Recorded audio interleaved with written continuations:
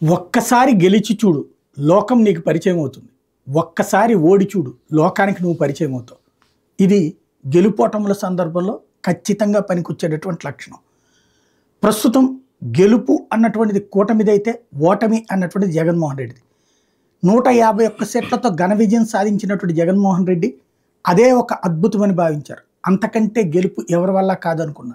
ఇప్పుడు అదే జగన్మోహన్ రెడ్డి 11 స్థానాలకు పరిమితం అయ్యారు. అదే సందర్భంలో 164 స్థానాలతో ఇంతకంటే విజయం ఇంకెవరి వల్ల కాదన్నటువంటి స్థాయికి కూటమి వెళ్ళింది. దీని మీద ఎవరి లెక్కలు వాళ్ళకే ఉంటాయి. నేను ఇంత చేసినా ఎందుకు ఇలా అయ్యిందని జగన్ అంటారు, ఆయన ఏమీ చేయలేదని కూటమి అంటుంది. అయితే ఒక సామాన్య స్థాయి నుండి విశ్లేషణ చేసేటటువంటి వ్యక్తుల ఆలోచన ఎలా ఉంది ఈ ఓటమికి సంబంధించి ప్రస్తుతం పాశం నరసింహారావు ప్రస్తుతం మనతో పాటు ఉన్నారు. విశ్లేషకులు ఏమంటారు, అసలు జగన్ ఓటమికి కారణం మీకేమనిపిస్తుంది?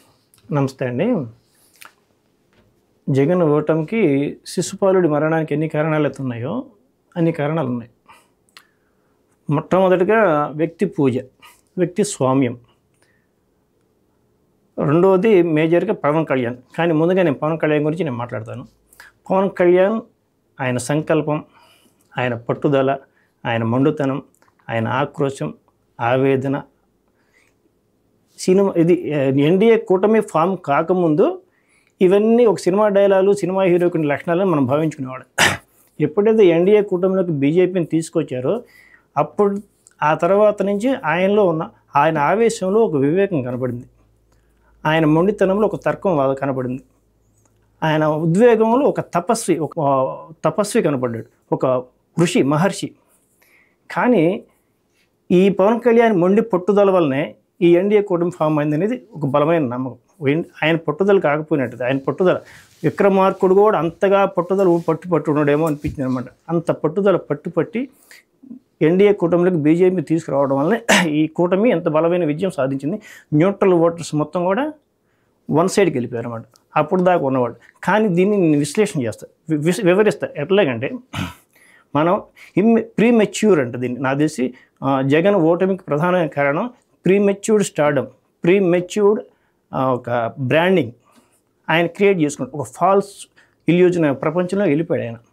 దానికి దాన్ని ఎక్స్ప్లెయిన్ ఎలా చేసుకోవాలంటే, నారు వేస్తాం, మనం వరి నారు నాటుతాం, దానికి బలాలు వేసి నీళ్లు పెడతాం, పొట్టకు వచ్చింది, తర్వాత ఈతకు వచ్చింది, తర్వాత ఈనిన తర్వాత కంకులు బయటకు వస్తాయి, ఈనటువంటి కంకులు బయటకు వస్తాయి. ఆ కంకుల్లోకి పాలు చేరుతాయి. ఆ పాలు చేరినాక గింజగా ఫామ్ అయిన తర్వాత ఎండిన తర్వాత కోత కోసి నూర్పిడి చేస్తారు. అప్పుడు ధాన్యం, తూర్పు అరబోసి ధాన్యం వస్తుంది. కానీ ప్రీమెచ్యూర్డ్ స్టేటస్ ఏంటంటే, జగన్మోహన్ రెడ్డి నీళ్లు పెట్టాడు, బలాలు వేసాడు, పొట్టకు వచ్చింది, ఈనిన తర్వాత కంకులు బయటకు వచ్చినాయి. ఆ కంకులు బయట రంగాలనే కసకస కోసేసేసి ఎండబెట్టేసి తూర్పు అరబోసాడు. అక్కడ మొత్తం తాలు వచ్చిందనమాట. ఇక్కడ ప్రీమెచ్యూర్డ్ స్టార్డమ్, ప్రీమెచ్యూర్డ్ బ్రాండింగ్. ఉదాహరణ చెప్పాలంటే నరేంద్ర మోడీ ఆ సీఎంగా పనిచేసి ఆయన అభివృద్ధి జోలికి వెళ్ళాడు, కానీ ఉచితాల జోలికి వెళ్ళలేదు. ఈయన ఉచితాలకి సంక్షేమానికి తేడా కనపట్లేదు. ఈయన తెలుసుకోలేకపోయాడు. ఉచితాలు అంటే సంక్షేమం అనుకుంటున్నాడు, సంక్షేమం అంటే ఉచితాలు అనుకుంటున్నాడు. ఈ రెంటికి డిఫరెన్స్ తెలుసుకోలేకపోయాడు. ఈయన చేరవేసే వేగులు కూడా పొరపాటు చేశారు. బట్ ఈ క్రమంలో ఆయన చేసిన మిస్టేక్స్ ఇవే. ఆయన తెలియకుండా కింద యొక్క యంత్రాంగం చేసిన మిస్టేక్. అంటే సంక్షేమం అంటే ఉచితానికి తేడా.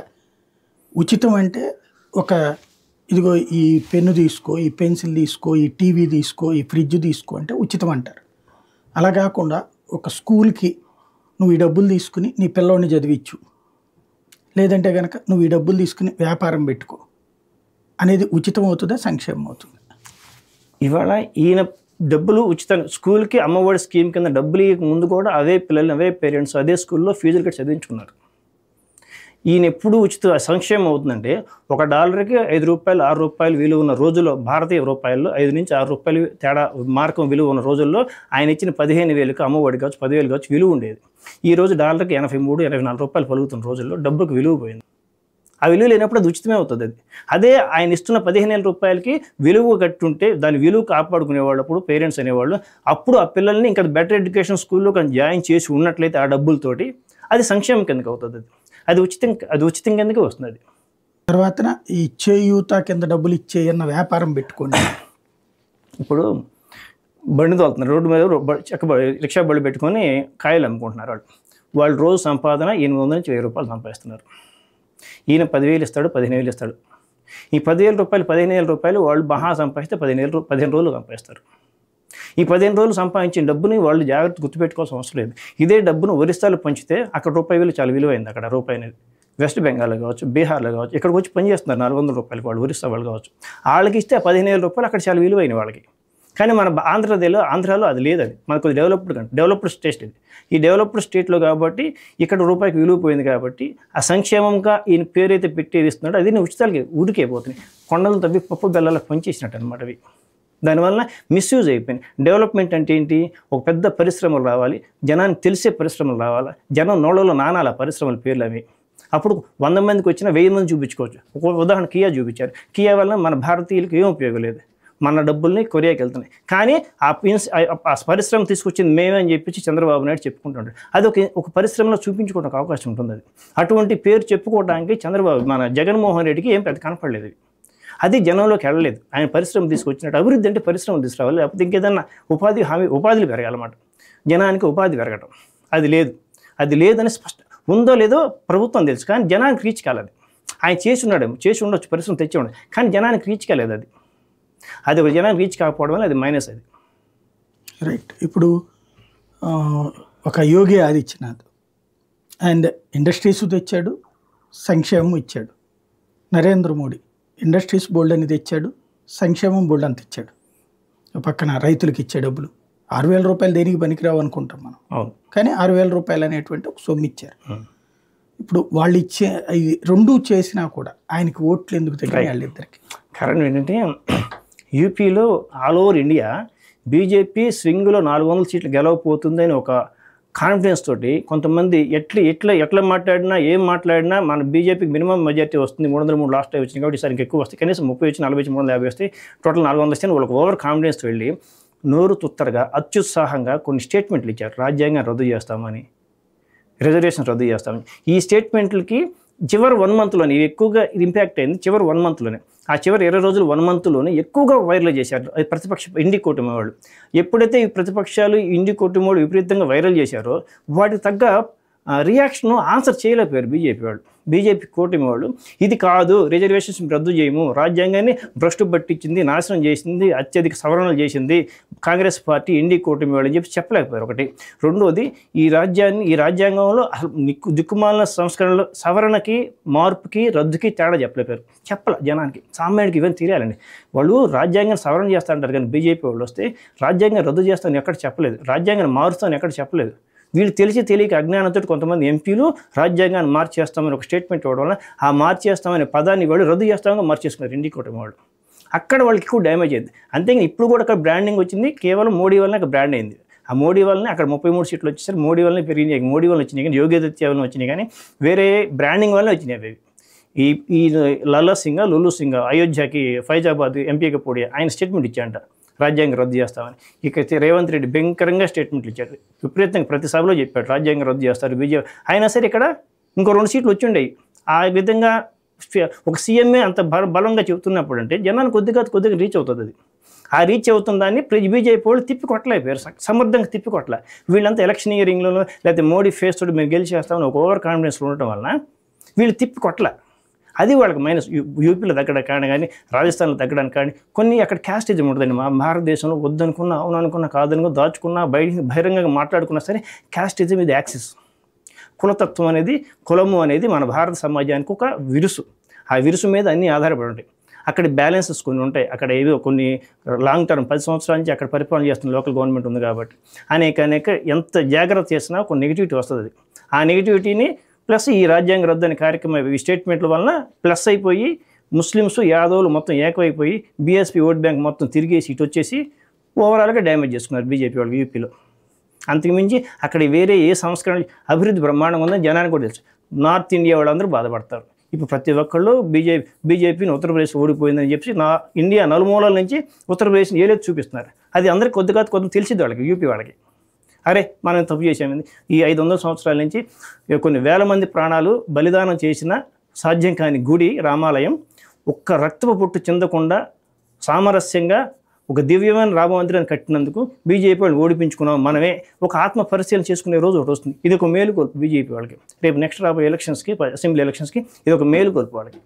కానీ ముందు ఓటమి అన్నటువంటిది, ఓటములు అనేవి కామన్ సార్. ఓటములు గెలుపులు అనేది ఇప్పుడు చెప్పిన ఈ వాళ్ళు ఎక్స్పెక్ట్ చేయలేకపోయారు వాళ్ళు. మేము మోడీ ఇమేజ్తో గెలిచేస్తాము, రామ మందిర్ ఇమేజ్తో గెలిచేస్తాము అని ఒక బ్లైండ్ బిలీఫ్ తోటి ఉండిపోయారు వాళ్ళు. ఆ బ్లైండ్ బిలీఫ్ తోటి ఉండి ఈ రాజ్యాంగ రద్దు అనేది ఎక్కువగా వెళ్ళిపోయింది. టైం లేదు. Last 1 month, last 20 days, last 1 monthలో ఇచ్చిన స్టేట్మెంట్లు బాగా ఎక్కువ వైరల్ అయిపోయినాయి, ఇంపాక్ట్ ఎక్కువ చూపించినాయి. ఆ స్టేట్మెంట్లు తిప్పి కొట్టడానికి టైం లేదు వాళ్ళకి. పైకి వాళ్ళు ఎలక్షనీరింగ్లో తలమునకలు అయిపోయినారు. వాటిని ఒక టీం లేకుండా పోవడం, దాన్ని సరిదిద్దుకోవడానికి ఇవన్నీ డ్యామేజ్ లేవి. అంతేగాని అక్కడ వేరే ఇవాళ కాదు రేపైనా ఒక నెక్స్ట్ ఎలక్షన్స్లో మళ్ళీ బీజేపీ పుంజుకుంటుంది, అక్కడ ఎన్డీఏనే గెలిచింది అక్కడ. ఇప్పుడు ఆంధ్రప్రదేశ్లో ఈ సంక్షేమ పథకాలు ఇంతకంటే ఎక్కువ ఇస్తాను అన్నటువంటి చంద్రబాబు నాయుడు గారి హామీలు ప్రజలు అంగీకరించినట్ట, దానికి ఓటు వేసినట్ట కాదంట? లేదు, కాదు. కూటమికి ఓటేశారు. చంద్రబాబు నాయుడు ఇచ్చిన స్టేట్మెంట్లు చూసి ఓట్లు వేశారు అనుకోవటం మన వివేకం. అది ఇక్కడ బీజేపీ, టీడీపీ, జనసేన ఈ 3 పార్టీలు కలవడం వలన ఎప్పుడైతే పవన్ కళ్యాణ్ బీజేపీని తీసుకొచ్చి ఎన్డీఏకి ఫామ్ చేశాడో అప్పుడే అక్కడ విజయం సక్సెస్ స్టార్ట్ అయిపోయింది. ఇక అక్కడి నుంచి రోజు కొద్ది పెరుగుతుంది. ఇక్కడ ప్రతి నియోజకవర్గానికి యావరేజ్న విదేశాల నుంచి ఎప్పుడు ఓట్లు వేయడానికి రాని వాళ్ళు, అమెరికా కావచ్చు, ఆస్ట్రేలియా కావచ్చు, ఆఫ్రికా కావచ్చు, హైదరాబాద్ కావచ్చు, బెంగళూరు కావచ్చు, లేకపోతే ఢిల్లీ కావచ్చు, ఎక్కడైనా సరే బెంగళూరు కావచ్చు, ఇన్ని నగరాల నుంచి సరే ఎప్పుడు ఓటేయడానికి రాని వాళ్ళందరూ కనీసం ఒక నియోజకవర్గానికి యావరేజ్ 3000 మంది వచ్చారు టీడీపీకి ఓటేయడానికి. ఒకటి. రెండోది, షర్మిల గారు కనీసం 1500 నుంచి 2000 ఓట్లు చీల్చి ఉంటుంది. ఆ 1500, 2000 ఓట్లు చీల్చినట్లు 85% జగన్ ఓట్లే. ఎందుకంటే కాంగ్రెస్ని టేక్ ఓవర్ చేశారు జగన్ అని ఆయన గతంలో 10 ఏళ్ళ నాడు. అటువంటిప్పుడు ఈ విధంగా ఆ 1500 రూపాయల ఓట్లు ప్లస్ 3000 ఓట్లు, 4000 అట్లాంటిది న్యూట్రల్ ఎప్పుడు సంప్రదాయ ఓట్లు ఉండేవి వైసీపీకి. అన్ని కులాల్లో కూడా, నాయుళ్ళు కావచ్చు, కమ్మోళ్ళు కావచ్చు, సంప్రదాయ ఓట్లు ఉన్నాయి వాళ్ళ ఓట్ బ్యాంక్ వాళ్ళకి ఉంటుంది. వాళ్ళలో కూడా వాళ్ళ ఓట్ బ్యాంకులో కూడా ఒక్కొక్క నియోజకవర్గం 10,000 మంది బయటకు వచ్చారు. ఎందుకు? 2019లో చిరంజీవి సామాజిక మార్పు అని ఒక స్లోగన్ తీసుకుని వచ్చాడు. ఆ రోజున ఆయనకు ఓట్లు వేయలే, అది ఒక విఫల ప్రయోగం. 2024లో అదే ప్రయోగాన్ని అంత స్థాయిలో కాకపోయినా ఒక 25% స్థాయిలో జగన్ ప్రవేశపెట్టాడు. సామాజిక మార్పు అనిల్ కుమార్ యాదవ్ కావచ్చు, స్వర్ణాల తిరుపతి యాదవ్ కావచ్చు, వీళ్ళందరూ అక్కడ బీసీ డామినేషన్ ఎక్కువ ఉంది కాబట్టి వ్యక్తిని నించోబెడితే వాళ్ళకి ఓట్లు వేస్తారనే ఉద్దేశంతో నిలబెట్టుంటాడేమో అనుకుంటున్నాను నేను. అది ఉద్దేశం. కానీ ఇంకా అంత మెచ్యూరిటీ రాలేదు బీసీల్లో. ఇది బీసీలో ఎవరొకరు నుంచో పెడితే వాళ్ళకి ఓటేద్దాం మనోళ్ళే కదా అనే భావన ఇంకా రాలా. మొదటిసారిగా సమాజంలో భారతదేశంలో మొత్తం ముస్లిమ్స్ ఏకతాటిపై నిలబడి వాళ్ళకి ఎవరు కంటే ఓటేస్తారు. అలా ఈ దేశంలో మొట్టమొదటిసారిగా భారతదేశం మొత్తం ముస్లిమ్స్ మొత్తం ఇండి కుటుంబకి ఎక్కడ ఇండి కుటుంబం షేరింగ్ ఉంటే అలియన్స్ ఉంటే వాళ్ళు ఓట్లు వేశారు. అట్లాగే మొదటిసారిగా మన ఆంధ్రప్రదేశ్లో కమ్మ, నాయుడు, బీసీలు ఏకమైపోయి వాళ్ళకి తెలియకుండా హైందవుల ఏకత్వం జరిగింది. అది వాళ్ళు సాలిడ్గా ఓట్లు వేశారు టీడీపీ గెలవడానికి. అది నేను అదే 110 ఉప్పెనలాగా జగన్కి లాస్ట్ టైం వచ్చినట్టు ఉప్పెనగా వస్తే 150 పైన వస్తే అనుకున్నాను. లేదనుకుంటే 125. కానీ ఈ ఫస్ట్ ఇన్ఫర్మేషనే కరెక్ట్ అన్నమాట. 150 పైన రావడానికి కారణం ఏంటంటే ఉప్పెనగా ఓటేసారు. 65 to 70% Naidu solid, 75 to 80% Chowdary solid, బీసీలు 50-55%, 55% వేశారు. 25-32%, 30% ఎస్సీలు కూడా వేశారు. ఎందుకంటే మొత్తం ఏ పార్టీకి ఎప్పుడూ సాలిడ్కి ఒక కులం ఎప్పుడు పనిచేయదండి. అటువంటిది సాలిడ్గా వేశారు ఇట్లాగా. ఎందుకంటే 2009లో చిరంజీవి ఓడిపోయాడు, 2014లో 19లో పవన్ కళ్యాణ్ ఓడిపోయాడు. ఈసారి ఓన్ చేసుకున్నారు నాయుడు. ఎందుకు ఓన్ చేసుకున్నారంటే ఈసారి గెలుస్తారని ఒక హోప్ కలిగింది నాయుడులో. మానవుడు ఒకటి గెలుస్తాడు, ఒక హోప్ క్రియేట్ అయింది. ఇది ఎన్డీఏ కూటమిలో రావడం వల్ల, బీజేపీతోటి టీడీపీతో కలవడం వల్ల వాళ్ళకి హోప్ క్రియేట్ అయింది. గెలిపించుకున్నారు, సాలిడ్గా ఓట్లు వేశారు. కుర్రోళ్ళు కానించి ముసలోళ్ళ దాకా వేశారు ఓట్లు. సంక్షేమ పథకాలు అవసరం లేదా, పెట్టరంటారా? సంక్షేమ పథకాలు అనేవి ఇందా చెప్తున్నాను నేను. 5 రూపాయలు, 6 రూపాయలు డాలర్కి మార్కు విలువ ఉన్న రోజుల్లో సంక్షేమ పథకాలు అంటే విలువ ఉందండి. ఇవాళ విలువ లేదు. ఇప్పుడు నేను ఇంకోటి చెప్తాను, ఉదాహరణ చెప్తాను. నేను 3 రోజులు కౌంటింగ్ ముందు మా ఊర్లో 18,000 బండి అంటే ఆడవాళ్ళకి జగన్ గారు లాస్ట్ టైం వేశారంటే అది వేశారు. ఆ డబ్బులు వాడు వచ్చి వాళ్ళ అబ్బాయి వచ్చి నా దగ్గరికి వచ్చి పందెం పెడతానన్నా, ఎవరైనా ఉంటే ఒక 50 పెడతానన్నాడు. ఎందుకు వద్దురా అని చెప్పి, కాదన్నా నేను వచ్చి నేను డబ్బులు పడినాయి, ఆ డబ్బుకి విలువ ఉంటే వాళ్ళమ్మ చెప్పి పంపించిందంట. నేను వచ్చిన డబ్బులు ఆయనయే తీసుకెళ్ళి పెట్టు, పోతే వస్తాయి. అంటే ఆ డబ్బుకు విలువ ఉంటే పోటీ పడదండి. 17-18 రూపాయలు పోటీ పెడతాడు. డబ్బుకు విలువ లేదు అక్కడ. ఆయన ఇచ్చిన సంక్షేమం కాదు, అది ఉచితాలే, ఊరికి ఇస్తున్నాడు. అవి సంక్షేమం కింద విలువైన డబ్బు అయితే వాళ్ళు విలువైన డబ్బుగా భావించుకుంటే పోతే పోతే భయం వద్దయ్యా పోగొట్టబాక ఉంచు జాగ్రత్త తీసుకుని దానికి ఉపయోగపడితే మనకి ఇంకో పనికి ఉపయోగపడితే అని చెప్పుకునేది వాళ్ళ కొడుకు. కానీ వాడు వచ్చాడు పందెం పెట్టాడు, రేపు ఎలక్షన్ కౌంటింగ్ కానీ వీళ్ళ పందెం పెట్టేశాడు, పోయినాయి. అట్లానే ఇంకోటి సంక్షేమ పథకం ఇంకోటి చెప్తాను సార్. మా పక్కనే 31వ తారీఖు మే 31వ తారీఖు మా పక్కనే ఒక పొగా గ్రేడింగ్ చేయడానికి పక్క ఊరోళ్ళు 5 కిలోమీటర్ల దూరం పక్క ఊరోళ్ళు ఒక 6 వచ్చి పని చేసుకుంటున్నారు. మా యథాలాపంగా మాట్లాడుకుంటున్నారు. నేను మా ఆఫీస్ నుంచి బయట రంగానే వాళ్ళు మాట్లాడుకుంటా ఉంటే పొలిటికల్లీ డిస్కస్ చేసుకుంటారు. ఈసారి వాళ్ళు మాట్లాడి రాజకీయం కాబట్టి నేను అంటే ఈసారి జగన్ గెలవడమ్మా కాబట్టి నన్నేసారు, జగన్ గెలవడమ్మా అని. వాళ్ళు ముగ్గురేమో డిసప్పాయింట్ అయ్యారు, ఇద్దరేమో జోష్గా ఫీల్ అయ్యారు. అదేం సార్ అదే నన్ను అంతమాట అన్నాడు. 1.5 minutes ఎక్స్ప్లెయిన్ చేశాను నేను. ఎక్స్ప్లెయిన్ చేసిన తర్వాత ఎవరైతే డిసప్పాయింట్ అయిన మహిళ ఉందో, వైసీపీ మహిళ ఉందో, ఆవిడ ఒక మాట స్టేట్మెంట్ ఇచ్చింది.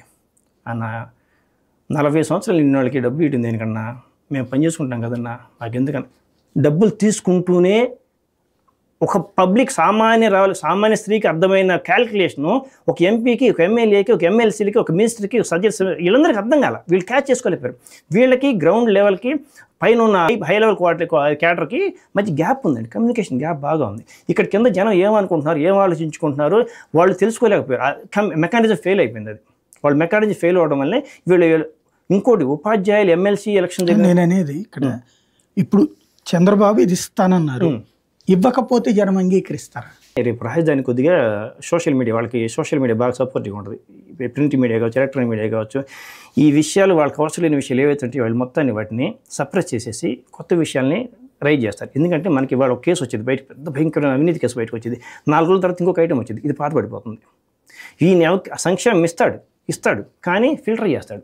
ఇంకోటి కూడా చెప్తున్నా సార్, నోటికి జగన్ గారు ఇచ్చిన సంక్షేమ పథకాలు 100 మందిలో 20 మంది వాళ్ళు నిజమైన అర్హత వాళ్ళు, 80 మంది ఫ్రీగా తీసుకుంటున్నారు.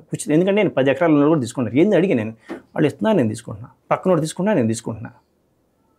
ఇప్పుడు వాళ్ళు ఇస్తున్నారు, నేను తీసుకుంటున్నా. పక్కనోడు కూడా 30 ఎకరాల తీసుకుంటున్నాం, నేను తీసుకోకూడదు. అబ్బాయి మా ఊళ్ళో ఏం బాగా క్వశ్చన్ చేస్తుంటాను. నాకు తెలిసి నా చుట్టూ సర్కిల్లో ఎందుకు తీసుకున్నాను, మీ అబ్బాయి అమెరికాలో 8 లక్షల రూపాయలు శాలరీ తీసుకున్నాడు, నీకెందుకు ఈ 3,000 రూపాయలు నీకు అంటా నేను. ఇస్తున్నారు టీడీపీ వాళ్ళైనా సరే, వైసీపీ వాళ్ళైనా సరే. ఇక్కడ మెకానిజం ఎక్కడ పొరపడ్డాడు జగన్, ఏ పార్టీ వాళ్ళకైనా సరే ఇచ్చుకుంటూ వెళ్ళాడు డబ్బులు. ఆయన సంక్షేమ పేరుతో ఇచ్చుకుంటూ వెళ్ళాడు. కానీ చివరికి వచ్చేసరికి వాళ్ళు ఎవరి పార్టీకి వాళ్ళు వేసుకున్నారు ఓట్లు. అట్లా వేసుకుంటారు, గబక్కన బొమ్మ మారుతారు అనుకోవడం తప్పండి. అది ఒక 5 సంవత్సరాలు సాధ్యం కాదు. బ్రాండింగ్ ఇమేజ్ ఎస్టాబ్లిష్ చేసుకోవడానికి నరేంద్ర మోడీ 20 ఏళ్ళు పట్టింది, 15 ఏళ్ళు పట్టింది. డబ్బులు ఇచ్చి కాదు కదా, అదే అభివృద్ధి చూపించాడు ఆయన. నేనే పాయింట్ ఇక్కడ బేసిక్ ఇప్పుడు చంద్రబాబు గారు అభివృద్ధికి చిరునామా 99 నుంచి 95 నుంచి 2004 దాకా సంక్షేమ హామీలు ఏం కాదు. సంక్షేమ హామీలు ఇచ్చినటువంటి కాంగ్రెస్ పార్టీ గెలిచింది. అక్కడ యాంటీ ఇన్కమ్, అది ప్రభుత్వం మీద వ్యతిరేకం ఎంత బాగా చేశారు కదా. ఇప్పుడు ఎట్లా ఉంటుందంటే ప్రతిరోజు ఇప్పుడు hero is not hero to is valid అని ఉంటుంది. ఇప్పుడు మెగాస్టార్ చిరంజీవి గారు ఉన్నారు. ఆయన చిరంజీవి గారిని ఫస్ట్ టైం మనం చూసినప్పుడు చాలా గొప్పగా ఫీల్ అవుతాం, ఒక గ్రేట్గా ఫీల్ అవుతాం. కానీ ప్రతిరోజు ఆయన చూస్తూ ఉంటే పెద్ద ఇమేజ్ ఉండదండి. ఆయన పెద్ద మెగాస్టార్ అని మనకు తెలుసు, పెద్దగా ఉండదు. రోజు చూస్తూ ఉన్నాం అనుకోండి, పెద్దగా పట్టించుకోం. సో రోజు చూస్తున్నాం కదా, ఆ ఇమేజ్ గ్రాడ్యువల్ తగ్గిపోతుంది. ఆయన ఎంత మంచి చేసినా మనకి. మరి అట్లయితే మోడీ మళ్ళీ ఎందుకు పెరిగాడు? మోడీ అభివృద్ధి చేసుకుంటూ వచ్చాడండి. అదే నేను అనేది, అదే చంద్రబాబు గారు కూడా అభివృద్ధే కదా. అభివృద్ధికి శాంతి భద్రతలకి చిరునామా యోగి ఆదిత్యనాథ్, నరేంద్ర మోడీ. మరి యూపీలో కూడా అడుగుతారు కదా. అదే నేను అంటోంది, ఉత్తరప్రదేశ్లో మీరు చెప్పినటువంటి పాయింట్ కరెక్ట్. అభివృద్ధి. గుజరాత్లో ఆయన ఎట్లా గెలిచాడు? అభివృద్ధి. మరి ఆంధ్రప్రదేశ్లో అభివృద్ధే కదా చంద్రబాబు నాయుడు. మరి ఎలాగా 10 సంవత్సరాలు ఓడిపోయారు, మళ్ళీ మొన్న ఎందుకు ఓడిపోయారు? సార్ అదేంటంటే అది వాళ్ళ లాస్ట్లో అప్పుడు నాకు అవగాహన లేకపోతే లాస్ట్లో వైఎస్ రాజశేఖర రెడ్డి ప్రజాయాత్ర చేసి తీసుకెళ్ళారు కదా, పాదయాత్ర చేశారు కదా. ఆ పాదయాత్ర చేసినప్పుడు ఆయన ఇంపాక్ట్ ఎక్కువగా ఉండి ఆయన మాట చెల్లుబాటు అయి ఉండొచ్చు. ఆ రోజుల్లో నాకు అంత అవగాహన లేదు. ఆ రోజున చెల్లుబాటు అయి ఉండొచ్చు, కానీ ఆయన చెప్పింది నిజమై ఉండొచ్చు. ఆయన చెప్పిన మాట ఎప్పుడైతే రైతు వ్యవసాయం దండగా అని చెప్పి చంద్రబాబు అన్నాడని చెప్పేసి అన్నాడు, ఈ నోటు మీద అన్నాడు, ఆ మాట జనానికి రీచ్ అయి ఉంటుంది, అక్కడ రిజెక్ట్ అయి ఉంటారు. సేమ్ ఇట్లా రాజ్యాంగాన్ని ఎలా రిజెక్ట్ చేస్తారు, రాజ్యాంగ రద్దు లేదా రిజర్వేషన్ రద్దు ఎట్లా అన్నారు, ఎలా రిజెక్ట్ చేశారు జనం, సేమ్ ఆ రోజు అట్లా రిజెక్ట్ చేసి ఉండొచ్చు జనం. ఇప్పుడు సంక్షేమ పథకాలు అనౌన్స్ చేశాక వెంటనే ఇప్పుడు ఇక పెద్ద కన్ఫ్యూజన్ ఏముందంటే, కర్ణాటకలో సంక్షేమ పథకాలు అనౌన్స్ చేసి అక్కడ అభివృద్ధి జరిగింది, సంక్షేమం ఇచ్చింది బీజేపీ. 2 చేసిన తర్వాత దాన్ని ఓడగొట్టి అంతకంటే ఎక్కువ సంక్షేమాలు ఇస్తానన్నటువంటి ఫ్రీ కాంగ్రెస్కి ఇచ్చారు. ఇప్పుడు ట్రెండ్ ఎట్లా? అలాగే తెలంగాణలో సేమ్ కేసీఆర్ ఇండస్ట్రీస్ పట్టుకొచ్చాడు. ఇక్కడ మనం రోజు కేసీఆర్ని చూసి నేర్చుకున్నాం. తీరా చూస్తే అదే కేసీఆర్ ఓడిపోయాడు. అవును. ఆ తర్వాత ఇప్పుడు వచ్చినటువంటి వాళ్ళు ఆ సంక్షేమం అంటూ బస్సు ఇవన్నీ ఇస్తున్నారు, ఇంతకంటే ఎక్కువ అన్నటువంటి పాయింట్ చెప్పు. రేవంత్ ఇస్తానంటుంది ఏంటి, ఇంటికి తలా 2,500 రూపాయలు ఫ్రీబీ కాదు అది, అక్కడ ఇస్తానన్నటువంటిది ఏంటి 1,500 రూపాయలు ఫ్రీబీస్ కదా కర్ణాటకలో, లేదా కేంద్రంలో వాళ్ళు బీజేపీ వాళ్ళు ఇదే కాంగ్రెస్ వాళ్ళు ఇస్తానన్నది ఏంటి 8,500 ఒక్కొక్క కుటుంబానికి ఒక ఫ్రీబీస్ కదా. క్రెడిబిలిటీ ఉండదు కదా సార్. ఇప్పుడు ఎవరు పడితే వాళ్ళు ఫ్రీ బీస్ ఇస్తానని అందరికి నమ్మరు కదా. అందరినీ ఏపీ వరకు ఫ్రీ బీస్ నమ్ముకొని ఓట్లు వేసారు, నేను నమ్ముకోను. ఇవ్వకపోతే పర్లేదు అనుకుంటారు, ఇవ్వకపోతే ఫిల్టర్ చేస్తారు నాకు తెలిసి.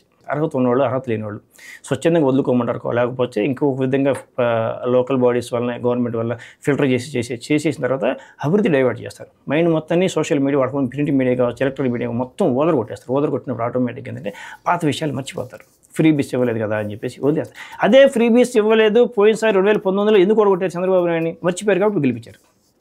ఆయన ఆ రోజు అమలు చేస్తున్న హామీలను అమలు చేయలేకపోయాడు కాబట్టి ఆ రోజు ఓడగొట్టారు 2019లో. ఈ 5 ఏళ్లలో మర్చిపోయారు, ఆయన హామీలు నెరవేర్చేది విషయం మర్చిపోయారు. ఆయన సెట్ బ్యాక్స్ ఏంటంటే 2.5 లక్షల మంది వాలంటీర్స్ తీసుకొచ్చుకొని వాళ్ళని నమ్ముకొని రాజకీయ పార్టీలు వస్తూ ఉంటే పోతూ ఉంటాయి, ప్రభుత్వాలు వస్తూ ఉంటే పోతూ ఉంటాయి, కానీ ఎంప్లాయీస్ పర్మనెంట్ ఉంటారు.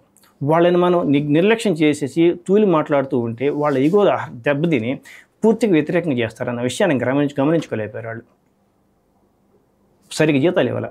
నేను కానిస్టేబుల్తో నేను మాట్లాడాను ఇప్పుడు ఫ్లయింగ్ స్క్వాడ్ ఏది ఎలక్షన్ కోడ్ వచ్చిన తర్వాత చేంజ్ అని ఒకటే అన్నమాట. చెప్పకూడదన్న మేము కానీ చెప్తున్నాను బాగా క్లోజ్ కాబట్టి చేంజ్ అన్నాడు. ఎందుకన్నా 2.5 లక్షలు నాకు ఎరియర్స్ అయిపోయినాయి 5 ఏళ్ళలో అన్నాడు. ఒక సామాన్య కానిస్టేబుల్కి 2.5 లక్షలు కట్టడం మామూలు విషయం కాదు. ఒకటి మండల ఎడ్యుకేషన్ ఆఫీస్లో నా క్లాస్మేట్ ఒకటి పనిచేస్తున్నాడు, సిఆర్పీకి క్లస్టర్ రిసోర్స్ పర్సన్ అండి. వాళ్ళు బాగా ఉంటే ఒక 15-20 మంది ఉంటారు రాష్ట్రం మొత్తం మీద. ఒక ఫీల్ క్రియేట్ అయింది, 4 నెలలు కూడా జీతాలు ఇవ్వలేదంట. ఏమైపోతున్నాయి? రెండోది 2021 సెప్టెంబర్ 2వ తారీఖున మాది ఒక సైట్ ఉంది 730 గజాల స్థలానికి రిజిస్ట్రేషన్ ఖర్చు 1 లక్ష రూపాయలు అయింది. 2023 అక్టోబర్లో అదే సైట్ రిజిస్ట్రేషన్కి వెళ్తే 4,25,000 అయింది. 320% పెంచారు. ఈ డబ్బులన్నీ ఏమైపోయినాయి? ఇంకా 7 లక్షల కోట్లు అప్పు చేశారు జగన్ గారు. ఏమైపోయినాయి డబ్బులు? ఇప్పుడు ఎన్ని రకాలు. ఇంకోటి కూడా లాస్ట్ ఎలక్షన్స్ 6 నెలలు ఉన్నాయనగా ఎప్పుడు ఏ ప్రభుత్వం రేట్లు పెంచదు.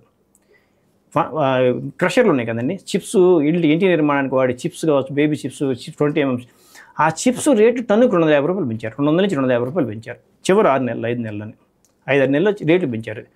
ఏమవుతుందంటే వాళ్ళు 1% ఉండదు. ఏది ఆ బయ్యర్స్ ఆ ఇల్లు కట్టుకునే వాళ్ళు టోటల్గా యావరేజ్ చూస్తే 1% ఉంటుంది. కానీ ఒక భావన, ఒక అభిప్రాయం ఎస్టాబ్లిష్ అయిపోయింది, అది నెగిటివ్గా ఎస్టాబ్లిష్. అట్లా దానికి ఇంకోటి అటాచ్ అయిపోయి ఒక పెద్ద మైనస్ అయిపోయింది అనమాట. అది టోటల్గా వచ్చేసరికి లాస్ట్కి వచ్చేసరికి పెద్ద తేడా వచ్చింది అనమాట. ఓడిపోవడానికి ప్రధాన కారణాలు ఇవి. రైట్. అంటే ఇక్కడ రేపు పొద్దున ఇది చేస్తూ అంటే సంక్షేమం ఇస్తూ అప్పు తగ్గించి లేదా అప్పు తీసుకోకుండా సంక్షేమం సాధ్యం అవుతుంది? సాధ్యం కాదు సార్, సాధ్యం కాదు. మరి ఎలా? అప్పులు తీసుకోవాల్సిందే. అయితే అప్పులు తీసుకొచ్చిన రూపాయినే సద్వినియోగం చేసుకోవాలి. రీఇన్వెస్ట్మెంట్ మనకి పునరుత్పత్తి వ్యవస్థలోకి ఇన్వెస్ట్ చేయాలంటే ఎట్లాంటివి? ఇండస్ట్రీలు కావచ్చు, లేకపోతే ఇండస్ట్రీస్లోకి మనం గవర్నమెంట్లో పెట్టుబడి పోదు. దానికి మౌలిక సదుపాయాలు చేయాలిగా, మనం మౌలిక వసతులు సమకూర్చాలి వాళ్ళకి. అట్లా కావచ్చు, లేకపోతే ఇంకేదైనా ఎంప్లాయ్మెంట్ పెంచవచ్చు, లేకపోతే ఇంకేదైనా సరే. ఎట్లా ఎంప్లాయ్మెంట్ ఎట్లా పెంచాలి? ఇప్పుడు దాకా చేసిన గవర్నమెంట్లో అట్లా ఏం చేసింది సార్? అవి అంతే కదా, అట్లా చేస్తారు. ఇప్పుడు ప్రత్యేకంగా ఏ ప్రభుత్వం కొత్తగా ఏం చేయదు. వెల్ఫేర్ అంటే ఇప్పుడు దాకా తీసుకొచ్చినప్పుడు నేను దేనికి ఉపయోగించారు? ఏ ప్రభుత్వం? జగన్ తీసి పక్కన పెట్టండి, ఒక 5 ఏళ్ళు అయింది పాపం ఆయన తీసి పక్కన. మిగిలిన 70-80 సంవత్సరాల నుంచి తీసుకొచ్చినప్పుడన్నీ దేనికి ఉపయోగించారు? సంక్షేమానికి ఉపయోగించారు చెప్తారు. సంక్షేమానికి ఉపయోగించిన ఎంత ఉంటుంది? అభివృద్ధికి ఎంత ఉపయోగించారు? అలా అభివృద్ధి అంటే ఎంతమంది తెలుసు? అభివృద్ధి అంటే ఏం చేయాలి అనుకున్నారు? అభివృద్ధి అంటే ఏంటి? ప్రతి మనిషికి ఈరోజు 100 రూపాయలు సంపాదిస్తే రేపు 101 రూపాయలు సంపాదించడం, దానికి కావాల్సిన ఉపాధి సృష్టించగలగాలి. ఆ ఉపాధి సృష్టించడానికి ఏం కావాలి? ఇండస్ట్రీస్ రావాలా, లేకపోతే ఇంకేదైనా కావాలా, లేకపోతే ఇంకేదైనా కొత్త వ్యవస్థలు తీసుకురావాలా, లేదా పరిపాలన అవినీతి తగ్గించాలా, ఇవన్నీ చూసుకుంటూ వెళ్ళాలి. అది అభివృద్ధి అవుతుంది. ఇప్పుడు వచ్చిన రూపాయిని తీసుకొచ్చి 95 బేస్లు ఫ్రీ బీస్కి ఇచ్చేస్తే మన పునరుత్పత్తి వ్యవస్థలకు మనం ఏం పెట్టుబడి పెడతామండి? ఇప్పుడు రూపాయలు ₹10 పునరుత్పత్తికి రిటర్నబుల్ ఇన్వెస్ట్మెంట్స్ చేస్తే ఒక ₹10 ఫ్రీ బీస్ పోయినా దాని ముందు బిల్డప్ అవుతూ ఉంటుంది ఒక ఇన్వెస్ట్మెంట్ అనేది. మనం తెచ్చిన ₹1,00,000 తీసుకెళ్ళి మనం ఎంజాయ్ చేయడానికి ఖర్చు పెడితే రేపు తిరిగి తీసి కట్టేది ఎట్టగట్ని? ఒక 50,000 పెట్టుబడి పెట్టి వ్యాపారంలో ఒక ₹50 ఎంజాయ్ చేసుకో. ఆ పెట్టుబడి పెట్టిన వ్యాపారం కొద్దిగా పర్లేదు క్లిక్ అయితే మనం తిరిగి అప్పు తీర్చగలమో, మన ఎంజాయ్ మనం కంటిన్యూ అవుతూ ఉంటుంది.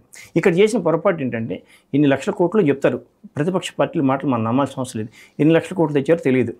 ఇంకోటి ఏంటంటే ల్యాండ్ టైటిలింగ్ యాక్ట్ ఏ ప్రభుత్వం తీసుకొచ్చినా సరే ఇవాళంతా ట్రాన్స్పరెంట్గా ఉంది కాబట్టి ఏ చట్టం తెచ్చినా సరే ప్రజలకు హాని జరిగే విధంగా, ప్రజల ఆస్తులు దోచుకునే విధంగా ఏ చట్టం తీసుకురాదు, ఏ ప్రభుత్వం తీసుకురాదు. కూటమి అనేటువంటిది 3 రకాలైనటువంటిది. ఒకటి ముగ్గురు కలిసి పనిచేయడం ఒక ఎత్తు, రెండవది ఈ ఆర్థికంగా ఇస్తానన్నటువంటి హామీలు మరొక ఎత్తు, మూడోది వచ్చేటప్పటికి డెవలప్మెంట్. ఈ మూడిటికి సమన్వయం అన్నటువంటి దానికి సాధ్యమవుతుంది అనుకుంటున్నాను. సాధ్యమైంది. ఎందుకంటే చంద్రబాబు గారు ఎన్డీఏలో బాగా పలుకుబడిన వ్యక్తి. పైగా ఈ రాష్ట్రం పరిస్థితి ఆయనకు తెలుసు కాబట్టి, కేంద్రానికి కూడా తెలుసు కాబట్టి కొద్దిగా వినయంగా ఉంటారు. ఉద్యోగస్తులు డబ్బులు ఆపడానికి లేదు, పెన్షన్ డబ్బులు ఆపడానికి లేదు. లేటు చేయొచ్చు కదా. ఇప్పుడు జగన్ చేసింది లేటే కదా, 1వ తారీఖు కాకుండా 10వ తారీఖు ఎవరికి సరిగిలిన ఇప్పుడు పెన్షన్ 1వ తారీఖుకే ఇవ్వాల్సింది. ఇప్పుడు ఈ రెండిట్లో ఏది చంద్రబాబు గారు ప్రయారిటీ పెట్టుకుంటారు అనుకుంటున్నారు? పెన్షన్స్ ప్రయారిటీ పెట్టుకుంటారు. ఉద్యోగస్తులకి పెద్ద ప్రాబ్లం ఉండదు. వాళ్ళకి ఎందుకంటే వాళ్ళకి 1వ తారీఖు జీతం ఇస్తామని కదా అన్నారు. అది వాళ్ళకి ఎక్స్ప్లెయిన్ చేసుకుంటారు. నాకు తెలిసి ఈ 2-3 నెలలు ఉపయోగపడుతుంది. ఎక్కడ చంద్రబందరగా ఉండి వాటన్ని కొద్దిగా ఎక్కడో ఏరుకొని పోగేసుకుని మొత్తం నట్లు బోర్డులు బిగించుకోవాలి కాబట్టి మాకు టైం ఇవ్వండి అని అడుగుతారు కూడా నేను. ఎందుకంటే ఆర్థిక వ్యవస్థ బాగాలేదు మన రాష్ట్రాన్ని, ఎవరిని మనం నిందించాల్సిన పని లేదు. ఆయన దృష్టిలో ఉచితాలు మనం అంటున్నాము, వాటి సంక్షేమంగా ఫీల్ అవ్వచ్చు. జగన్ చేసిన తప్పుని మనం అనుకోవడం లేదు. ఆయన వల్ల చాలామంది ఉపయోగపడ్డాయి, చాలా డబ్బులు ఉపయోగపడ్డాయి, చాలా కుటుంబాలకు డబ్బులు ఉపయోగపడ్డాయి. కానీ అవి లేకపోయినా బతకగల స్థితిలో జనం ఉన్నది. అది అక్కడ మిస్టేక్ జరిగింది. అది ఇప్పుడు ఒక 100 రూపాయలు తీసుకొచ్చి 10 మందికి 10 రూపాయలు ఇచ్చేసుకుంటే ఉపయోగం ఉండదు. అదే 100 రూపాయలు ఒకరికి ఇచ్చేస్తే ఇది వ్యాపారం బెటర్ బాబు, ఇది కొనుక్కొచ్చి అమ్ముకోరా బాబు అంటే అది ఉపయోగపడుతుంది. ఆయన ఇచ్చి 100 రూపాయలు ఇచ్చి 50 మందికి 150 మంది పనిచేశాడు. ఇది అక్కడ పెద్ద మొత్తం కాదు చిన్న మొత్తాలకు మారిపోయింది, డిస్పర్స్ అయిపోయింది. అదే చిన్న మొత్తాన్ని పోగేసి పెద్ద మొత్తంగా చేసేసి ఏదైనా వ్యాపారం పెడితే, ఒక ఇన్వెస్ట్మెంట్లో పెడితే అది పునరుత్పత్తి వ్యవస్థకి మారిపోయి ఇవాళ కాబట్టి రేపు సరే ఒక ఇత్తనం వేస్తే రేపు చెట్టు ఎట్లా వస్తుందో అట్లానే రిటర్న్స్ రావచ్చు త్వరలో. కానీ ఈ 3 నెలలు 4 నెలలు ఎంప్లాయీస్ని రిక్వెస్ట్ చేయొచ్చు నాకు తెలిసి, లేకపోతే ఇచ్చి ఇవ్వచ్చు వాళ్ళు. కేంద్రంతో మంచిగా ఉంటే నరేంద్ర మోడీతో రేపే మాట్లాడుకుని రేపు డబ్బులు ఇంక రోజులు టైం ఉంది కదండి, అదే డబ్బు కొంత రిలీజ్ చేయండి అని చెప్పేసి గ్రాండ్ కింద చేయించుకుంటే కేంద్రంతో సఖ్యత కూడా ఏదో సాధ్యం అండి, ఏది ఆగదండి. జగన్ అట్లా సఖ్యత వల్లనే సాధించాడంటారు. సఖ్యత వల్ల సాధించాడు. ఆయన ప్రతి బిల్లుకి దాదాపుగా పూర్తిగా ఆమోదించారు. ప్రతి బిల్లుని ఆయన సఖ్యతగా ఉన్నాడు. ఆయనకు వచ్చిన డబ్బు తెలంగాణ కూడా రాలేదంటున్నారు, అంటారు. అది నిజం అంటారు. అంత సఖ్యతగా ఉన్న వ్యక్తి కేంద్రంతో జగన్మోహన్ రెడ్డి. అంత మంచి గుడ్ రిలేషన్స్ ఉన్నాయి, హెల్తీ రిలేషన్స్ ఉన్నాయి సెంట్రల్తో ఆయనకి. రైట్. ఇప్పుడు ఆంధ్రప్రదేశ్లో నెక్స్ట్ భవిష్యత్తులో ఇక జగన్ కోలుకుంటాడా, వెళ్ళిపోయినట్టేనా జగన్? వస్తాడు. ఎట్లాగంటే ఆయనకి బలమైన క్యాడర్ ఉందండి, కార్యకర్తలు బలంగా ఉన్నారు. కానీ పార్టీ సంస్థాగతంగా లేదు. అది సంస్థాగతంగా లేదు. దాన్ని కాపాడుకోవడం ఆయన ప్రథమ కర్తవ్యం ఏంటంటే ఆయన నాయకులను కాపాడుకోవాలి. ఇప్పుడు నాయకులు కూడా వాళ్ళ అవసరాలు ఉంటాయి. వాళ్ళు నమ్ముకున్న వాళ్ళు 10 మంది 20 మంది ఉంటారు. వాళ్ళు పెన్షన్స్ తీసుకొచ్చుకోవడానికో లేకపోతే ఇంకేదైనా సరే వాళ్ళు పార్టీలు మారుతారు, అధికార పార్టీలోకి వెళ్తారు, ఖచ్చితంగా వెళ్ళక తప్పదు. ఈ 5 సంవత్సరాలు జగన్మోహన్ చంద్రబాబు నాయుడు ఎట్లయితే సుజనా చౌదరి వీళ్ళందరినీ బీజేపీలో పంపించారో వీళ్ళందరినీ కూడా కొంచెం సైలెంట్గా ఉండమ్మా, మీరు కూడా మీకు ఎట్లా ఉంటే వెళ్ళిపోండి చెప్పొచ్చు కూడా. సైలెంట్గా ఉంటాడు జగన్మోహన్ రెడ్డి, అది సైలెంట్గా ఉంటారు. పార్టీ నాయకులు వెళ్ళిపోవచ్చు. ఎంత లేదని ఎంత చేసినా సరే ఈ 5 సంవత్సరాలు ఏమని జరగచ్చండి, 5 సంవత్సరాలు ఏదని జరగచ్చు. జగన్ అభివృద్ధి చేస్తారు, సంక్షేమం ఇస్తారు, కేంద్రంలో పక్కన అభివృద్ధి చేసినా సరే మోడీ ఇంపాక్ట్ ఉంటుంది, పవన్ కళ్యాణ్ ఇంపాక్ట్ ఉంటుంది, చంద్రబాబు హవా ఉంటుంది. సార్ రేపటి రోజున ఏం జరిగిద్దో మనం ఏం చెప్పలేము సార్. 5 సంవత్సరాల్లో నరేంద్ర మోడీ, చంద్రబాబు నాయుడు, పవన్ కళ్యాణ్ ఈ ముగ్గురు కలిసి 3 శక్తులు కలిసి చేసినా సరే జనానికి సాచ్యురేషన్ రావచ్చు, జనానికి విరక్తి పుట్టొచ్చేమో, ఏం చెప్పలేము. భవిష్యత్తు ఎట్లా మనం ఊహించుకోగలం మనం? అది ఊహాజనితమైన ప్రశ్న. జగన్ ని జైలుకి పంపించేసేసి పంపితే సింపతి పెరిగిద్ది. అట్లా కాదు, కొత్త కేసులు పెట్టి జైలుకి పంపించడం, పాత కేసుల్లో జైలుకి పంపించడం. శిక్ష తను చేసిన తప్పు అంటారు కదా, ఇప్పుడు శిక్ష పడితే భరించాడు అంటారు సార్. భారతదేశంలో ఒక తీవ్రవాది కూడా ఓట్లేసి ఎంపీ గెలిపించారు. భారతదేశంలో ప్రజాస్వామ్యం ఇది రాచరికం కాదు, నియంతృత్వ వ్యవస్థ కాదు. ఆయన జైల్లోని గెలిచి మళ్ళీ వచ్చి రావచ్చు, పెద్ద వాళ్ళ భార్యనో లేకపోతే ఇంకొకళ్ళనో సీఎం చేయడం పెద్ద విశేషం కాదు. ఆయన జైలుకి వెళ్తే సింపతి పెరిగే అవకాశం. ఇప్పుడు చంద్రబాబు నాయుడు సింపతి పెరగడం కారణం ఏంటి? పవన్ కళ్యాణ్ ఎప్పుడైతే గరిగిపోటు చెక్ పోస్ట్ దగ్గర కారు కింద రోడ్డు మీద పడుకున్నాడో అక్కడ వెంటిలేటర్ ఏముందున్న చంద్రబాబు నాయుడు అండ్ కో పార్టీని ఐసీలో తీసుకొచ్చాడు పవన్ కళ్యాణ్. ఐసీలోకి తీసుకొచ్చిన పార్టీని బీజేపీ తోటి టైఅప్ చేసేసి పూర్తిగా జనరల్ వార్డు మార్పించారు. కొన్ని 3 వారాలు 4 వారాలని పూర్తిగా రీల్స్ మొత్తం మారిపోయినాయి. మీకు నేను ఫిబ్రవరిలో చెప్పాను, మీకు ఫిబ్రవరిలో ఒకసారి చెప్పినట్టు మీకు నేను తూకం మారుతుందండి అని. అప్పటి నుంచి కొద్దిగా మారింది, కానీ వీళ్ళు గమనించుకోలేపారు. ఒక మెకానిజం లేదు. గ్రౌండ్ నుంచి వాళ్ళకి సీఎం క్యాబిన్కి దాకా కింద నుంచి వచ్చే రిపోర్ట్స్ ఒక ఫాల్స్ ఇల్యూజన్ ఉండిపోయారు వాళ్ళు. వాళ్ళకు ఉన్న సలహాదారులు ఉన్నంతమంది ఏ రాష్ట్ర ప్రభుత్వానికి ఉండకపోవచ్చు, అంతమంది సలహాదారులు ఉన్నారు ఆయనకి. కానీ ఎవరు ఆయనకి రియలిస్టిక్ అప్రోచ్లో ఆయనకి ఇన్ఫర్మేషన్ పాస్ కాలేదు. అంటే జగన్ వింటాడు అనుకుంటున్నారు సార్ ఎవరి సలహాలు? ఇప్పుడు వింటాడు, ఇప్పుడు ఒకసారి వింటాడు, ఉన్నప్పుడు సార్ అధికారులు ఉన్నప్పటికీ ఇప్పుడు బీజేపీ పరిస్థితి కూడా అదే అయిందండి. బీజేపీ వాళ్ళు కూడా వింటలేదని తెలిసింది ఈ మధ్య, వీఐపీ కల్చర్ వచ్చేసిన వాళ్ళు కూడా. అందువల్ల కొంచెం సెట్ బ్యాక్ అయింది మన, అదొక కారణం కూడా మన.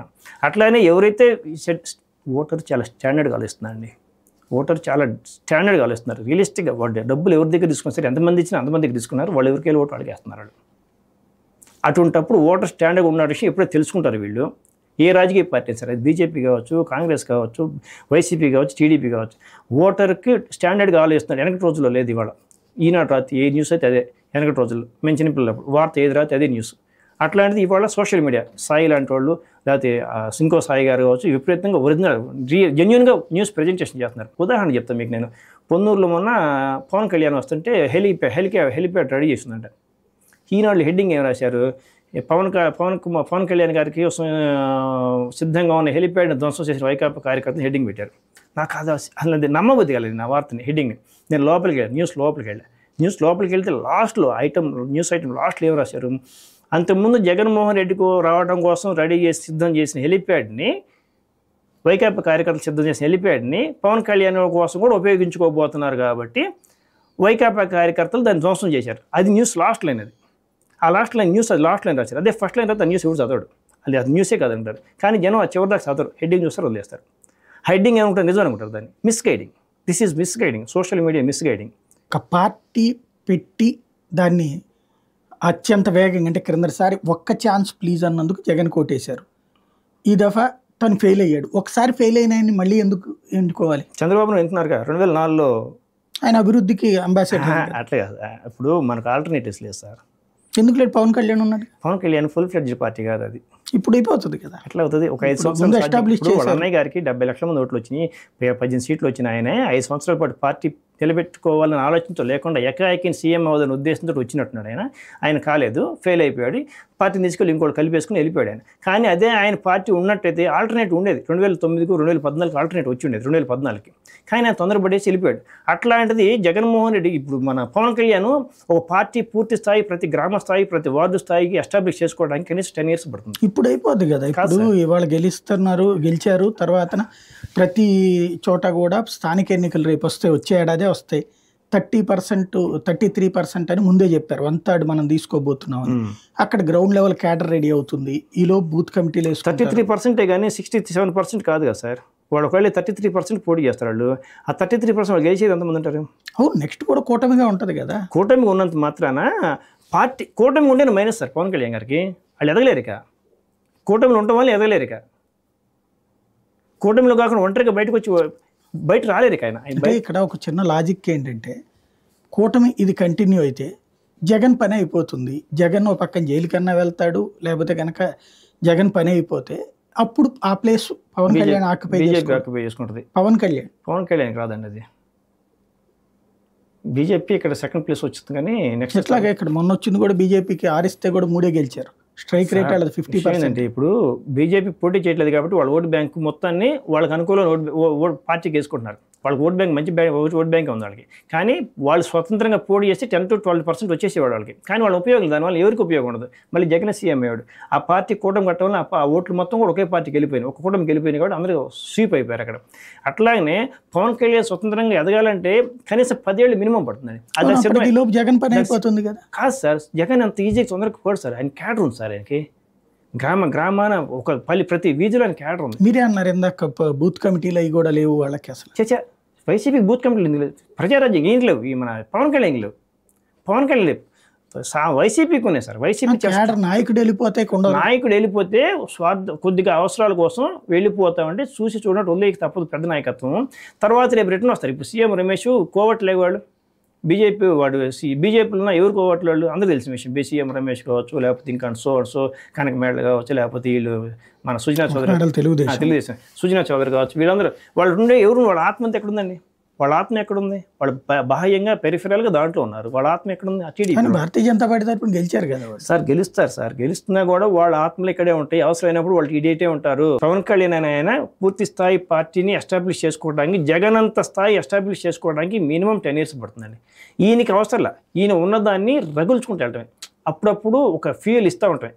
జగన్ చేయాల్సింది ఏంటంటే వాళ్ళ క్యాడర్ని కాపాడుకోవడానికి, వాళ్ళ క్యాడర్ని, వాళ్ళ నాయకులు కాపాడుకోవడానికి కొద్ది ఫ్యూయల్ అంటే డబ్బు కాదండి, ఒక ఇన్స్పిరేషన్, ఒక భవిష్యత్తు మీద భరోసా.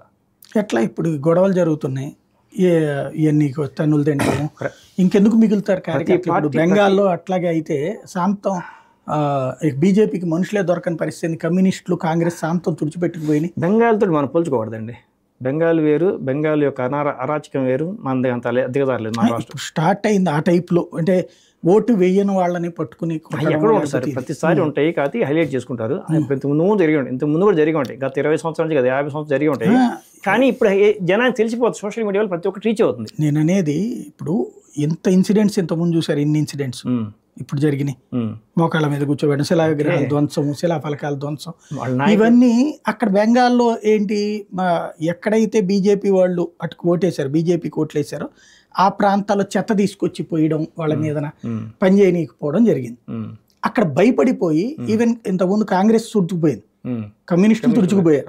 అట్లాగే అక్కడ భారతీయ జనతా పార్టీ క్రిందసారి 18 సాధించింది కాస్త ఈసారి పడిపోయింది పరిస్థానం. అంటే ఒక వ్యవస్థని శాంతం తొదముట్టించడం చేస్తే ఇప్పుడు జగన్ పరిస్థితి, ఇప్పుడు ఈ భయాలకి వీళ్ళందరూ పారిపోరంటారు. రాదు, అట్లా దిగుతారు, అట్లా పోదు. చెప్తే జగన్ అని ఆయన జగమొండి వ్యక్తి, కొద్ది ఛాలెంజెస్కి ఇష్టపడతాడు.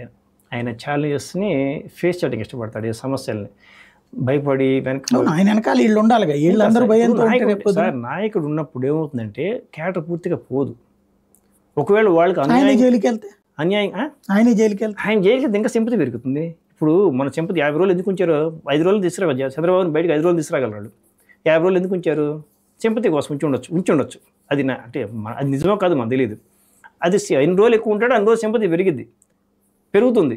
దానితోడు ఎన్డీఏ గెలిచింది, బీజేపీ గెలిచింది, పవన్ కళ్యాణ్ గెలిచింది. ఒక తుఫాన్ లాగా, ఒక సునామీలాగా వచ్చేసారు వాళ్ళు బయటికి. ఇప్పుడు అట్లాంటి తుఫాన్ ఈయనకేముంటుందని సార్ పడిన ఇప్పుడు 45 సీట్లు వచ్చింది సార్ 2019 కాంగ్రెస్కి దేశవ్యాప్తంగా. ఇవాళ 99 వచ్చినాయి. ఆ రోజు 40 సీట్లు వచ్చినాయి, 10% కూడా మనకు రాలేదని చెప్పేసి చాప ముడి తీసుకుంటే చాప చుట్టేసుకుని వెళ్ళిపోతే అంటే 3 సార్లు పట్టింది కాంగ్రెస్ పార్టీకి పుంజుకోవడానికి. ఇంకా ఇప్పటికి కూడా 99 ముందు ఈయన కూడా అంతేనా? రేపటిసారి 40 సీట్లు 50 సీట్లు తెచ్చుకుని ఆ తర్వాత సార్ ఇవాళ రాజకీయం ఎట్లయిందంటే మన ప్రభుత్వాలు చాలా వేగంగా మారిపోతున్నాయి. ఏదో ఒకటిలాగా సంవత్సరం పాటు రాజకీయం చేస్తారు ఎలక్షన్స్ కోసం, 6 నెలలు. నెక్స్ట్ ఎలక్షన్స్కి వచ్చేసరికి చివరి 3 నెలలు రాజకీయం చేస్తారు. అంత ఇంపాక్టివ్గా ఇవాళ సోషల్ మీడియాకి ప్రతి సోషల్ మీడియానే పెద్ద వెపన్ అండి, ఆయుధం అండి. ఇవాళ జాగ్రత్తగా కనుక ఈయన ఓర్పుగా ఉండి అన్ని వాళ్ళు పెట్టి చిత్రం పెడితే అంత మంచిది జగన్ గారికి. అంత టార్చర్ పెడితే అంత టార్చర్ భరించాలి. ఈయన భరిస్తున్నాడు, జనానికి తెలియాలి, రీచ్ కావాలి. రీచ్ అవుతామంటే సహజంగా ఓట్లు అటేసిన వాళ్ళు కూడా కొంత న్యూట్రాలిటీ వస్తుంది. న్యూట్రల్గా ఉన్న ఓట్ బ్యాంక్ ఉంటుంది. న్యూట్రల్గా ఉన్న ఓట్ బ్యాంక్ కూడా కొద్దిగా ఆలోచిస్తారన్నమాట. అంత అవసరం ఏంది, ఆయన శుద్ధపూస అంటారు కదండి, సాయిగిరి శుద్ధపూస, నేనేమన్నా శుద్ధపూసనా, అందరం తప్పులు చేస్తూ ఉంటాం, అంత మాత్రం అంత శిక్షించాలా?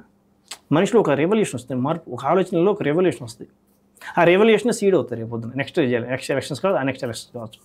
అంతేగాని ఆయన వయసు చిన్న సార్, జస్ట్ 50+ ఉంటాడు ఆయన, 50+ ఉంటాడు. చాలా వయసు ఉంది ఆయనకి, యంగ్ రాజకీయాల్లో చిన్న యంగ్ కుర్రోడు ఆయన, ఒక కుర్రోడితో సమానం ఆయన. అటువంటి ఆయన్ని ఇప్పుడే మనం స్మాష్ చేసేద్దాం అనుకుంటాం కూడా వీళ్ళ తప్పు అవుతుంది. వీళ్ళ ఇంకొక తొందరగా వెపనిచ్చిన అవుతారు ఆయనకి.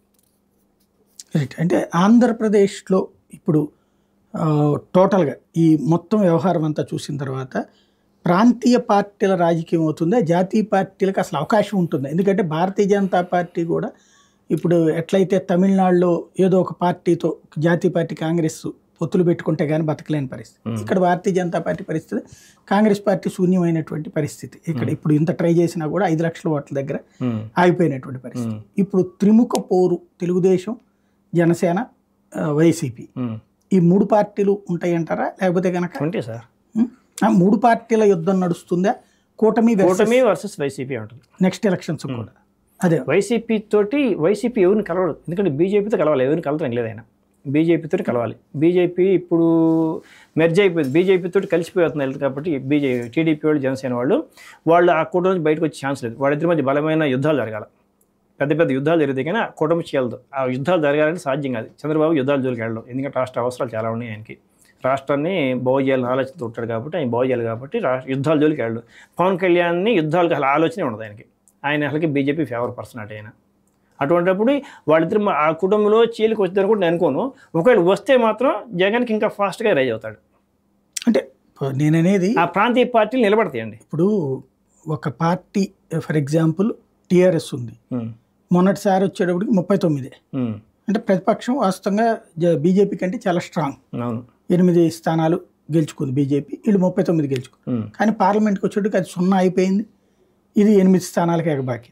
అక్కడ రేపు పొద్దున వైఎస్ఆర్ కాంగ్రెస్ పార్టీ పరిస్థితి అట్లా కాదా? కరెక్ట్ కాదు. అక్కడ బీఆర్ఎస్ పరిస్థితి ఎందుకంటే దానితో కాంగ్రెస్ జాతీయ పార్టీ బలంగా తయారైంది. ఇక్కడ జాతీయ పార్టీ ఒకటే ఉంది. అక్కడ జాతీయ పార్టీలు 2 జాతీయ పార్టీలు, ఒకటేమో కాంగ్రెస్, అది చాలా బలంగా తయారైన తర్వాత దాని బ్యాంక్ ఓట్ బ్యాంక్ దానికి వెళ్ళిపోయింది. బీఆర్ఎస్ ఓట్ బ్యాంకు బీజేపీకి వెళ్ళిపోయింది. ఈ 2 జాతీయ పార్టీల మధ్య చిన్న పార్టీలు కొద్దిగా క్రష్ అవుతాయి. కానీ ఏపీలో అట్లా లేదు. ఏ ఒక్క జాతీయ పార్టీ కూడా స్ట్రాంగ్గా లేదు. ఇక్కడ బీజేపీ స్ట్రాంగ్గా లేదు, కాంగ్రెస్ స్ట్రాంగ్గా లేదు.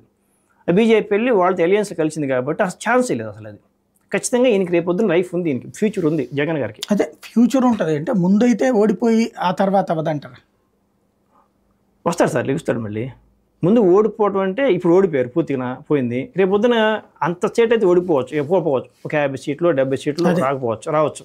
అంటే అదే 10లో రాకపోవచ్చు, కానీ ఒక 50 గట్టిగా సీట్లు రావచ్చేమో. 5 సంవత్సరాల తర్వాత విషయాలు మనం ఇప్పుడు అంచనా వేసుకోకూడదు. కానీ ఖచ్చితంగా మనం అనుకున్నట్టుగా పార్టీ ఇంకా సస్టైన్ ఏమవుతుంది? ఉంటుందండి, స్థిరంగా ఉంటుంది. పార్టీ పోదండి. పార్టీ ఆయన చేసిన పనులు చాలా ఉన్నాయి, చాలామందికి ప్రయోజనం. చాలామందికి ఇప్పుడు యూపీలో బీజేపీకి ఓటేనందుకు జనం ఎంతమంది, దేశమంతా జనం యూపీ ప్రజలు అడ్డుతిడుతున్నారు. ఇప్పుడు రేపు పొద్దున రాబోయే నెలల్లో వైసీపీకి ఓటైన వాళ్ళందరినీ డబ్బులు తీసుకొని, ఆయన డబ్బులు తీసుకొని ఆయనకు ఓటేయకుండా వ్యతిరేకంగా ఓటేసిన వాళ్ళందరినీ తిడతారు. ఎవరు తిడతారు? వీళ్ళు అంతకంటే ఎక్కువ వాళ్ళు వీళ్ళు అంతకంటే ఎక్కువ ఇస్తారు. అందరికంటే ఎక్కువ ఇవ్వలేదు సార్ ఇవి. ఆ డబ్బులు ఇచ్చినంతగా ఆయనకి ఈయన డబల్ రేట్లు ఇచ్చాడు. జగన్ ఇచ్చిన దానికంటే 3 రెట్లు ఎక్కువ ఉంది బడ్జెట్.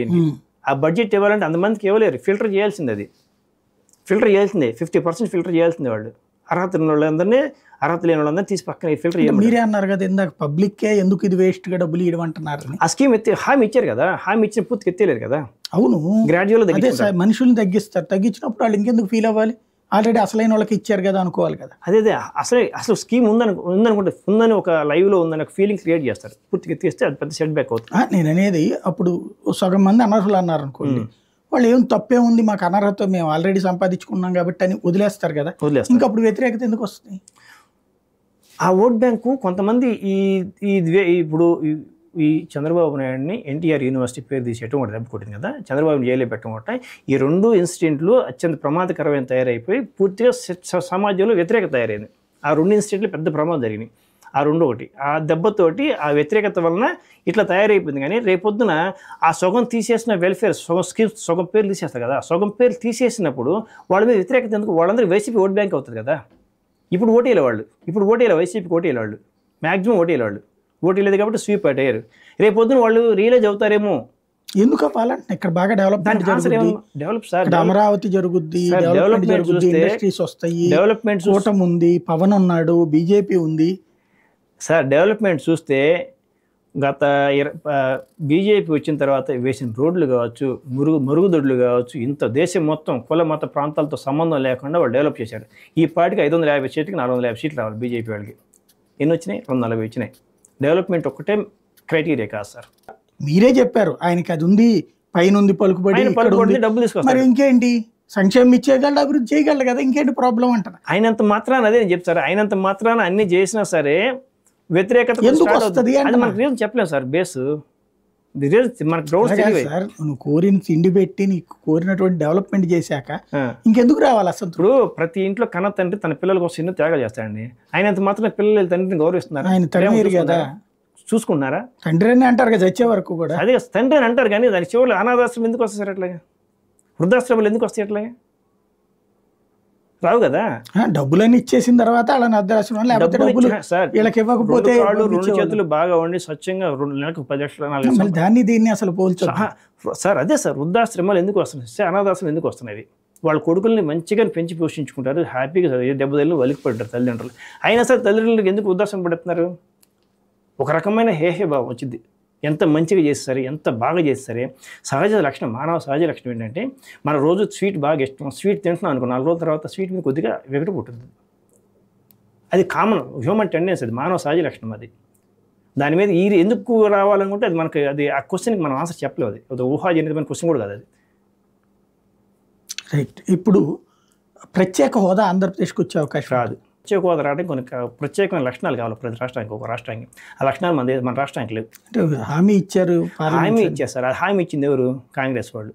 తర్వాత దాన్ని ఎక్కడైతే పొందుపరచాలో అక్కడ పొందుపరచలేదు. దానివల్లనే బీజేపీ 2 టర్మ్స్ నుంచి దెబ్బతింటోంది. ఈ దఫా ఎందుకు చేయదు? అప్పుడు ఎక్కడ దెబ్బతింటుంది బీజేపీ? ఆంధ్రాలో ఎక్కడ ఉందని ఈ ట్రిప్? ఆంధ్రాలో బీజేపీ ఓడిపోవడానికి బీజేపీకి అసలు గ్రౌండ్ లేదు సార్. ఇక్కడ ఓడిపోయింది అంటే దానికి పోటీలు నిలబడి పోటీ చేసి ఓడిపోయింది. ఇప్పుడు జగన్మోహన్ రెడ్డి పోటీ చేసి ఓడిపోతే ఓటేమంటాం. 2019లో పోటీ చేసినా కదా, 0.8% పడిపోయింది. అప్పుడు ఓట్లని ఒక పక్క వెళ్ళిపోయినాయి. అదే ఎందుకని? హోదా ఇవ్వలేదండి, హోదా ఇవ్వలేదు, రైల్వే జోన్ ఇవ్వలేదు, పోలవరం లేదు, విభజన హామీలు ఏమీ నెరవేరలేదు అని. హోదా వలన కాదు, హోదా వలన బీజేపీకి ఓట్లు అయిపోవడం అనేది కరెక్ట్ కాదు. హోదా ఇస్తామని కూడా ఓట్లు వేస్తారు, గ్యారంటీ ఉంది. హోదా ఇచ్చినా కూడా ఓట్లేరు. ఆ మనిషి యొక్క ఆ రోజు అవసరాలే ఆ యొక్క మనిషిని డిసైడ్ చేస్తుంది. డెసిసివ్ ఫ్యాక్టర్స్ అన్ని కూడా షార్ట్ టర్మ్ డెసిసివ్ ఫ్యాక్టర్స్ అయిపోయినాయి. ఒక 2 నెలల్లో జరిగిన ఇన్సిడెంట్స్నే మనిషి కలెక్ట్ చేసుకుంటున్నాడు. గత 5 ఏళ్ల నుంచి నాకు ఇచ్చిన డబ్బులు లెక్కేసుకోవట్లా. చివరి 2-3 నెలలు ఏం జరిగింది అంటే షార్ట్ టర్మ్. ఇప్పుడు మీకు 3 నిమిషాలు వీడియో పెట్టి చూసి ఓపిక లేదు జనానికి. 30 సెకండ్లు షార్ట్స్కి వచ్చేసారు అంటే జనానికి ఓర్పు తగ్గిపోతుంది, మెమరీ తగ్గిపోతుంది. ఆ క్రమంలో ఏమవుతుందంటే లాస్ట్ 2-3 నెలలు జరిగిన ఏంటో అవి ఆ 2-3 నెలల్లో జరిగిన ఇన్ఫ్లుయెన్స్గా ఇంపాక్ట్గా ఉన్న ఇన్సిడెంట్స్ ఏదైతున్నాయో ఆ అంశాల జోలికి వెళ్తారు కానీ జనం. గతం గత.